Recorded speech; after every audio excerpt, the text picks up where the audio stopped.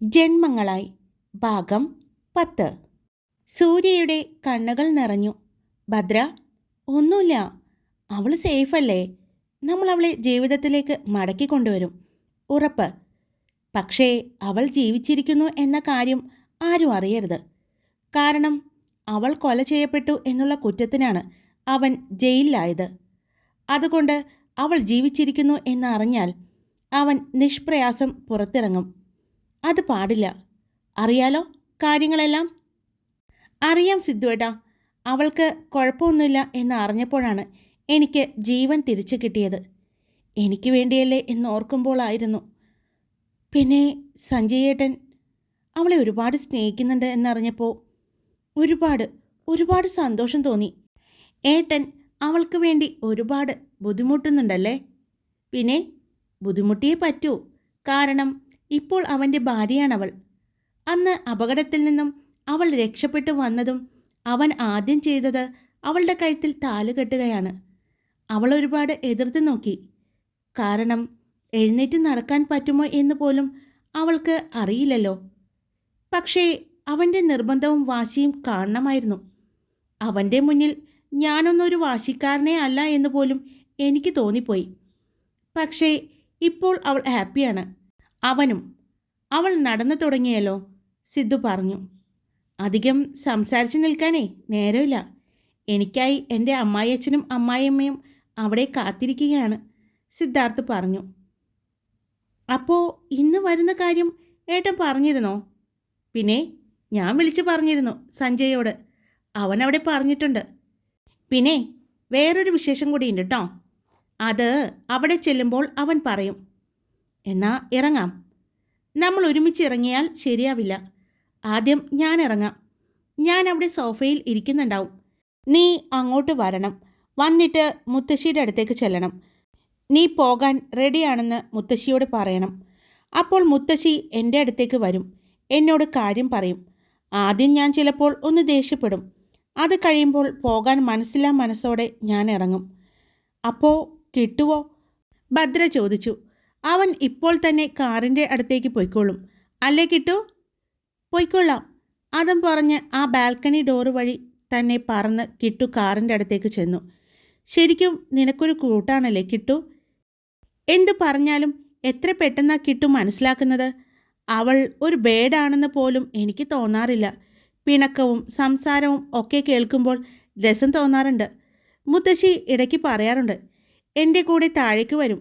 ഇടയ്ക്കപ്പോൾ മുത്തശ്ശിയുടെ അടുത്ത് എന്തൊക്കെയോ പറയുന്നുണ്ട്. മുത്തശ്ശിക്ക് വ്യക്തമായി മനസ്സിലായില്ലെങ്കിലും മുത്തശ്ശിയും തിരിച്ചു പറയും.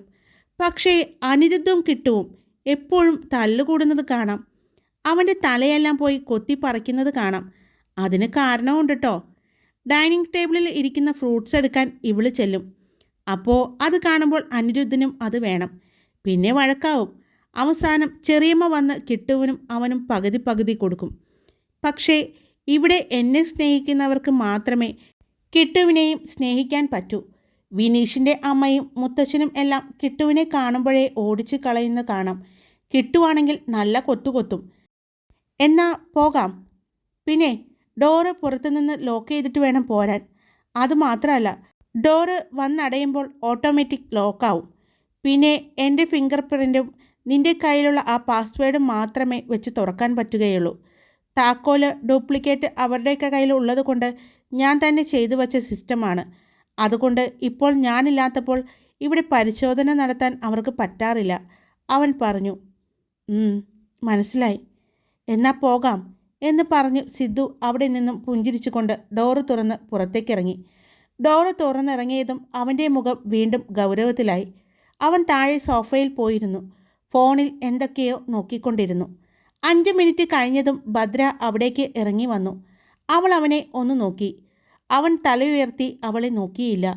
പക്ഷേ അവൾ അവിടെ വന്ന് നിൽക്കുന്നത് അവനും മനസ്സിലാവുന്നുണ്ടായിരുന്നു. അവൾ മുത്തശ്ശിയുടെ അടുത്തേക്ക് പോയി. മുത്തശ്ശി ബെഡിൽ കിടക്കുകയായിരുന്നു.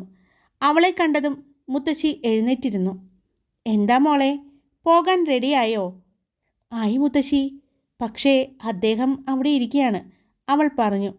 മോളെ, അദ്ദേഹം എന്നല്ല, സിദ്ധുവേട്ടൻ എന്ന് വേണം വിളിക്കാൻ, മുത്തശ്ശി പറഞ്ഞു.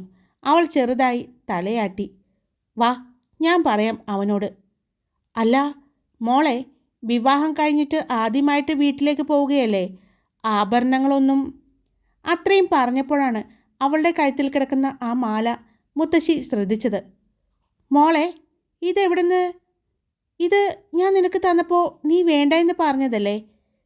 ഞാൻ അപ്പോൾ തന്നെ ലോക്കറിൽ തിരിച്ചു വെച്ചതാണല്ലോ, മുത്തശ്ശി പറഞ്ഞു. മുത്തശ്ശി, ഇത് സിദ്ധുവേട്ടൻ്റെ ഷെൽഫിൽ നിന്നും കിട്ടിയതാണ്. കഴുത്തിൽ മഞ്ഞച്ചരട് മാത്രമല്ലേ ഉള്ളൂ, അതുകൊണ്ടാണ് ഞാൻ കഴുത്തിലിട്ടത്. എൻ്റെ കയ്യിലുള്ളതെല്ലാം ഡിസൈനർ മാലകളാണ്. അത് ഡെയിലി യൂസിന് പറ്റില്ലല്ലോ മുത്തശ്ശി, അവൾ പറഞ്ഞു. അപ്പോൾ ഇതുപോലത്തെ തന്നെയാണോ എൻ്റെ കയ്യിലുള്ളത്? ഓ, ചിലപ്പോൾ അവൻ അവൻ്റെ ഭാര്യയ്ക്ക് പണി കഴിപ്പിച്ചതായിരിക്കും. അവൻ പറയാറുണ്ട് അവൻ്റെ അമ്മയെപ്പോലെ തന്നെ വേണം അവൻ്റെ ഭാര്യ നടക്കാനെന്നും, അതുപോലെ തന്നെ ആഭരണങ്ങളും ധരിക്കണമെന്നും. അതുപോലെ തന്നെ അവൻ പണിത് വെച്ചിരുന്നു അല്ലേ? മുത്തശ്ശി ചിരിച്ചുകൊണ്ട് പറഞ്ഞു. അയ്യോ, ഇനി ഇത് സിദ്ധുവേട്ടൻ എൻ്റെ കഴുത്തിൽ കണ്ട വഴക്ക് പറയുമോ മുത്തശ്ശി? ഞാനില്ലേ ഇപ്പോൾ, ധൈര്യമായിട്ട് നീ വാ എന്ന് പറഞ്ഞ് മുത്തശ്ശി മുന്നിൽ നടന്നു. മുത്തശ്ശിയുടെ പുറകെ ഒരു ചെറിയ പുഞ്ചിരിയോടെ അവളും നടന്നു. പുറത്തേക്കിറങ്ങിയതും അവളുടെ ഭാവം മാറി. അവൾ പേടി അഭിനയിച്ചുകൊണ്ട് മുത്തശ്ശിയുടെ പുറകിൽ നിന്നു. മുത്തശ്ശി അവിടെയുള്ള സോഫയിൽ പോയിരുന്നു. സിദ്ധു, നീ മോളുടെ ഒപ്പം 2 ദിവസം അവളുടെ വീട്ടിൽ പോയി നിൽക്ക്. അവൻ ഫോണിൽ നിന്നും തലയുയർത്തി അവളെ നോക്കി, പിന്നെ മുത്തശ്ശിയെയും. ഞാൻ എന്തിനാ അവിടെ പോയി നിൽക്കേണ്ടത്? അവർക്ക് വേണമെങ്കിൽ അവർക്ക് പോകാം, അവൻ പറഞ്ഞു. പറ്റില്ല, നിങ്ങൾ 2 പേരും കൂടി വേണം പോകാൻ. നിനക്ക് ഇവളോട് എത്ര ദേഷ്യമുണ്ടെങ്കിലും അത് അവളുടെ വീട്ടുകാരോട് കാണിക്കരുത്. ഇന്നലെ നീ കണ്ടതല്ലേ, അവർക്കും ആഗ്രഹങ്ങളുണ്ട്. അവരുടെ മകളുടെ ഭർത്താവിനെ സ്വീകരിക്കണമെന്ന്, സൽക്കരിക്കണമെന്നെല്ലാം മുത്തശ്ശി പറഞ്ഞു. അപ്പോഴാണ് അങ്ങോട്ട് വിനീഷിൻ്റെ അമ്മയും മുത്തശ്ശനും അച്ഛനും വന്നത്. വന്നു ത്രിമൂർത്തികൾ, ഭദ്ര മനസ്സിൽ പറഞ്ഞു. ഒന്ന് കുശുമ്പിൻ്റെ മൂർത്തിയാണെങ്കിൽ മറ്റൊന്ന് അസൂയയുടെ മൂർത്തിയാണ്, ഇനിയൊന്ന് ചതിയുടെ മൂർത്തിയാണ്. അവൾ അവരെ നോക്കിക്കൊണ്ട് പറഞ്ഞു. അവന് പോകാൻ താല്പര്യമില്ലെങ്കിൽ നീ എന്തിനാ നിർബന്ധിക്കുന്നത് ഭഗീരഥി? അവിടെ ഇരുന്നു കൊണ്ട് വിനീഷിൻ്റെ മുത്തശ്ശൻ പറഞ്ഞു. അതുമാത്രമല്ല, അടുത്ത ദിവസം തന്നെ എല്ലാവരും ഇങ്ങോട്ട് വരുന്നുണ്ടെന്ന് പറഞ്ഞിട്ടുണ്ട്, വിനീഷിൻ്റെ മുത്തശ്ശൻ പറഞ്ഞപ്പോൾ സിദ്ധു മുത്തശ്ശിയെ നോക്കി, വീണ്ടും ഫോണിലേക്ക് നോക്കി. അതെന്തിനാ എല്ലാവരും കൂടി ഇങ്ങോട്ട് വരുന്നത്? ഇപ്പോൾ ഇവിടെ പ്രത്യേകിച്ച് പരിപാടിയൊന്നുമില്ലല്ലോ, മുത്തശ്ശി ഇഷ്ടക്കേടോടെ ചോദിച്ചു. പരിപാടി ഉണ്ടായിട്ടാണോ എല്ലാവരും കൂടണം എന്ന് വിചാരിക്കുന്നത്? എല്ലാവരും വരണമെന്ന് പറഞ്ഞപ്പോൾ വന്നോളാൻ ഞാനും പറഞ്ഞു, അയാൾ പറഞ്ഞു. വരികയോ നിൽക്കുകയോ പോവുകയോ എന്താണെന്ന് വെച്ചാൽ ചെയ്തോട്ടെ. പക്ഷേ ദേ, എൻ്റെ കുട്ടിയുടെ മെക്കിട്ട് കയറാമെന്ന് ആരെങ്കിലും വിചാരിച്ചാൽ അത് ഞാൻ ഒരിക്കലും സമ്മതിച്ച് തരില്ല, മുത്തശ്ശി പറഞ്ഞു. സിദ്ധു, പോയിട്ട് വാ. സിദ്ധു മുഖമുയർത്തി അവളെ നോക്കി. അവളെ നോക്കണ്ട, ഞാനാണ് പറയുന്നത്, പോയിട്ട് വരാൻ, മുത്തശ്ശി വീണ്ടും കടുപ്പിച്ചു പറഞ്ഞു. അതോടുകൂടി അവിടെ നിന്നും അവൻ എഴുന്നേറ്റു. ആരെയും നോക്കാതെ പുറത്തേക്ക് നടന്നു. പുറത്തേക്ക് പോകുമ്പോൾ അവൻ്റെ ചുണ്ടിൽ ആരും കാണാത്ത ഒരു പുഞ്ചിരിയും സന്തോഷവും ഉണ്ടായിരുന്നു. അവൾ മുത്തശ്ശിയുടെ അടുത്തേക്ക് ചെന്നു. പോയിട്ട് വാ മോളെ. അച്ഛനോടും അമ്മയോടും പിന്നെ എൻ്റെ കൂട്ടുകാരിയോടും അന്വേഷണം പറഞ്ഞേക്കണേ, മുത്തശ്ശി ചിരിച്ചുകൊണ്ട് പറഞ്ഞു. അവൾ ചിരിച്ചുകൊണ്ട് സമ്മതിച്ച് പുറത്തേക്കിറങ്ങി. മോളെ, പോകുന്നതിന് മുമ്പ് നമ്മുടെ ഷോപ്പിൽ കയറി അവർക്കുള്ള വസ്ത്രങ്ങളും സീറ്റ്സുമെല്ലാം വാങ്ങിയിട്ട് പോണേ, മുത്തശ്ശി പറഞ്ഞു. സിദ്ധു, മുത്തശ്ശി വിളിച്ചതും അവൻ അവിടെ നിന്നു. നീയും കൂടി കേൾക്കാനാണ് ഞാൻ പറഞ്ഞത്, അവർ പറഞ്ഞു. അനിരുദ്ധ് അങ്ങോട്ട് പോയിട്ടുണ്ട്, അവനോട് ഞാൻ പറഞ്ഞിട്ടുണ്ട്. സിദ്ധു ഒന്നും പറയാതെ ഡ്രൈവിംഗ് സീറ്റിലേക്ക് കയറി. ഭദ്ര മുത്തശ്ശിയെ നോക്കി ഡ്രൈവിംഗ് സീറ്റിലേക്ക് കയറി. സിദ്ധു കാർ എടുത്തു. അവൻ്റെ കാർ ഗേറ്റ് കടന്നതും സിദ്ധുവിൻ്റെ ചുണ്ടിൽ ഒരു പുഞ്ചിരി തെളിഞ്ഞു.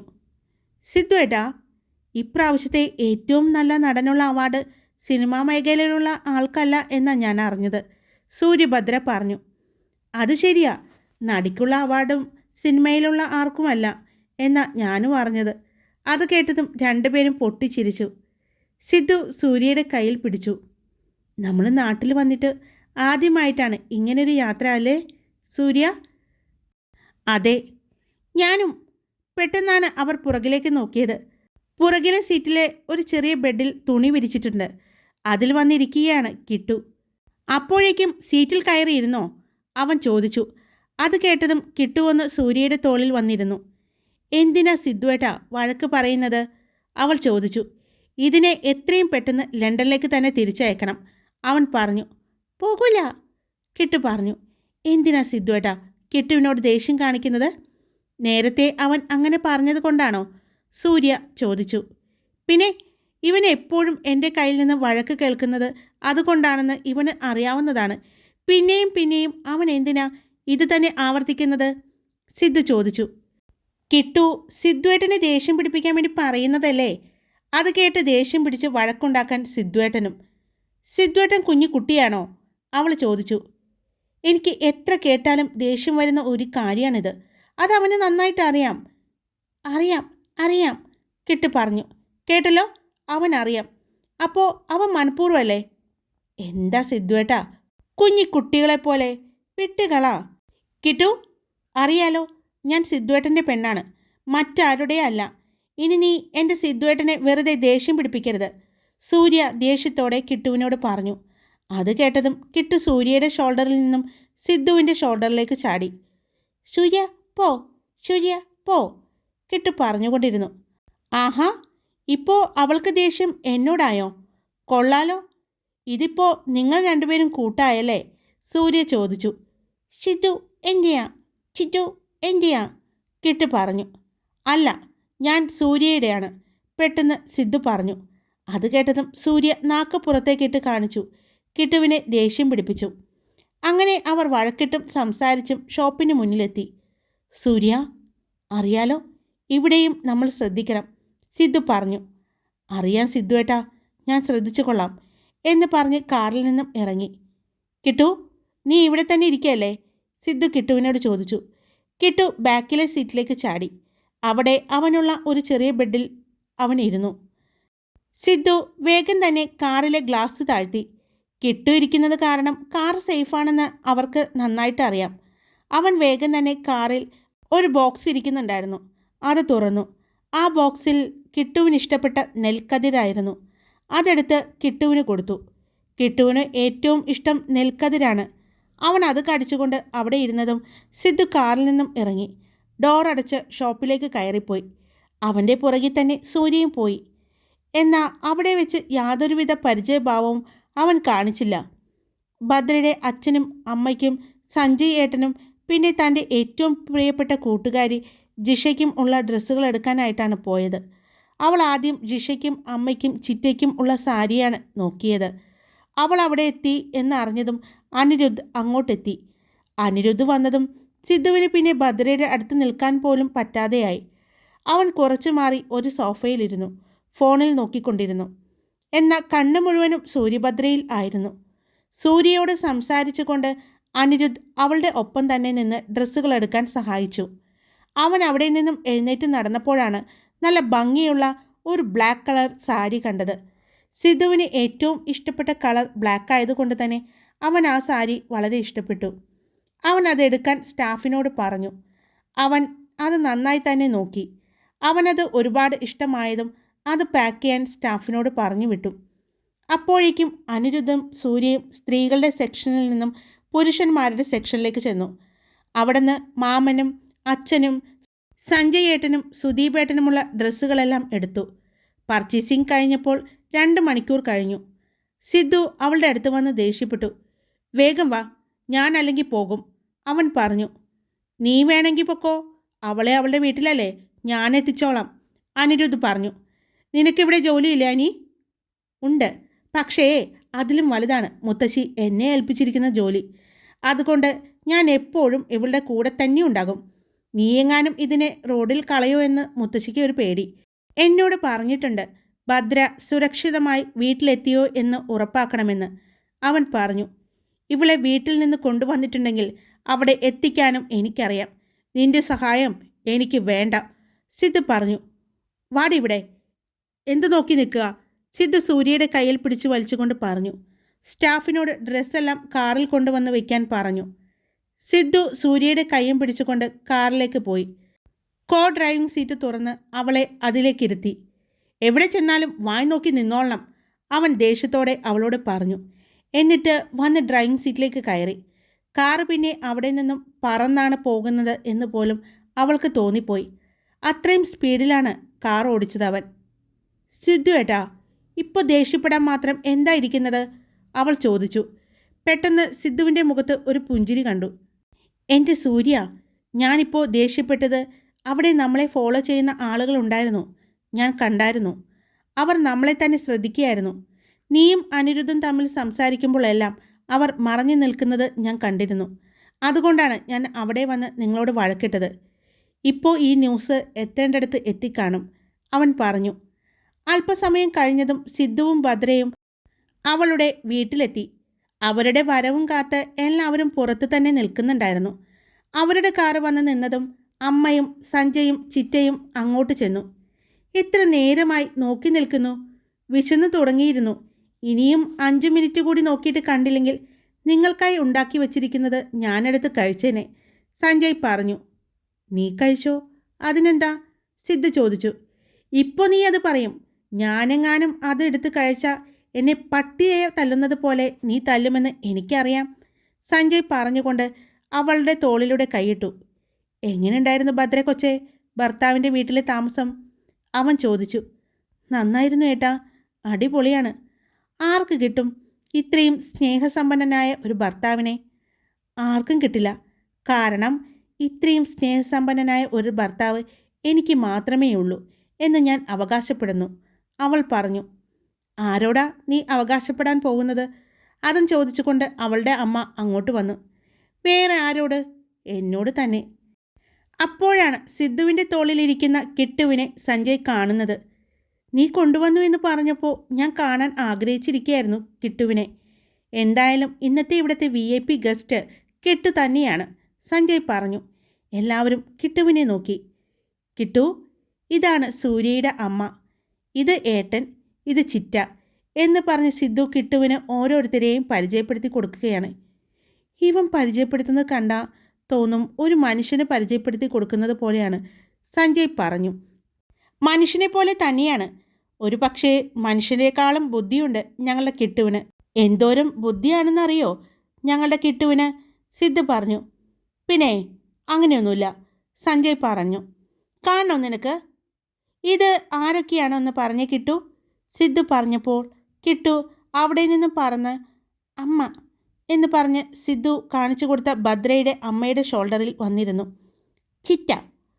അങ്ങനെ ഓരോരുത്തരെയും സിദ്ധു എങ്ങനെയാണ് പറഞ്ഞ് പരിചയപ്പെടുത്തി കൊടുത്തത് അതുപോലെ തന്നെ വന്നിരുന്നു കൊണ്ട് കിട്ടു പറഞ്ഞു. അത് കണ്ടപ്പോൾ ഭദ്രയുടെ വീട്ടുകാർക്ക് ശരിക്കും സന്തോഷമാണ് തോന്നിയത്. എപ്പോഴും പറഞ്ഞ് അവർ കേട്ടിട്ടുണ്ടെങ്കിലും ഇത്രയും അവർ പ്രതീക്ഷിച്ചിട്ടുണ്ടായിരുന്നില്ല.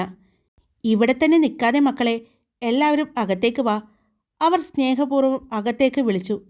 അകത്തേക്ക് ചെന്നതും കണ്ടു ഡൈനിങ് ടേബിളിലായ വിശാലമായ ഭക്ഷണം റെഡിയാക്കി വെച്ചിരിക്കുന്നത്. എത്ര നേരമായി എന്നറിയോ ഈ ഭക്ഷണത്തിൻ്റെ മണവും ആസ്വദിച്ചുകൊണ്ട് കൺട്രോൾ കളഞ്ഞ് നിൽക്കുന്നത്? വളരെ ബുദ്ധിമുട്ടുള്ള കാര്യമാണ് എൻ്റെ സിദ്ധു, സഞ്ജയ് പറഞ്ഞു. മക്കളെ, ചെന്ന് കൈയും മുഖവും കഴുകിയിട്ട് വാ, എന്നിട്ട് ഭക്ഷണം കഴിക്കാം, ഭദ്രയുടെ അമ്മ പറഞ്ഞു. അയ്യോ, അതിൻ്റെ ആവശ്യമില്ല സിദ്ധു, ആ കൈ ആ വാശേരിയിൽ കഴുകിക്കോ, എന്നിട്ട് വേഗം വാടാ, എനിക്ക് വിശക്കുന്നു, സഞ്ജയ് മുഖത്ത് സങ്കടം വരുത്തിക്കൊണ്ട് പറഞ്ഞു. നിങ്ങൾ വിളമ്പിക്കോ, അപ്പോഴേക്കും ഞങ്ങൾ വരാം എന്ന് പറഞ്ഞ് സിദ്ധു വേഗം സൂര്യയെയും കൂട്ടി അവളുടെ മുറിയിലേക്ക് പോയി.